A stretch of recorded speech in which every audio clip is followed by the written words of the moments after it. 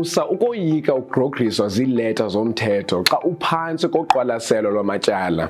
Shiya imicimbi yezomthetho e-US.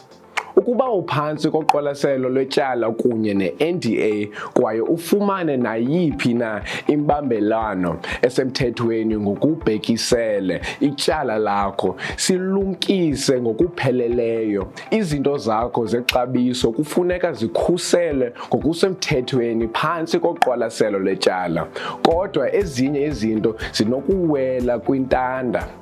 Unxibelelana phakathi komcebisi wakho wamatyala kunye nababolekisi bakho, ukuqhunyulwa kwinkqubo esisetyenzisweyo, ukulibaziseka ekuthumeleleni imiyalezo kunye nokunye ukunzi kunokuvela.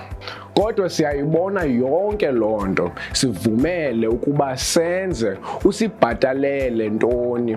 Sikulibazisa ukuba uphantsi kwe-NDA ofumana unxibelelwano olusemthethweni kwityala lakho. Sazise malunga nakho ngokukhawuleza. Ulibaziseke konxibelelwano phakathi kubaxhumi kunye nabacebisi bamatyala kunokuba yingozi.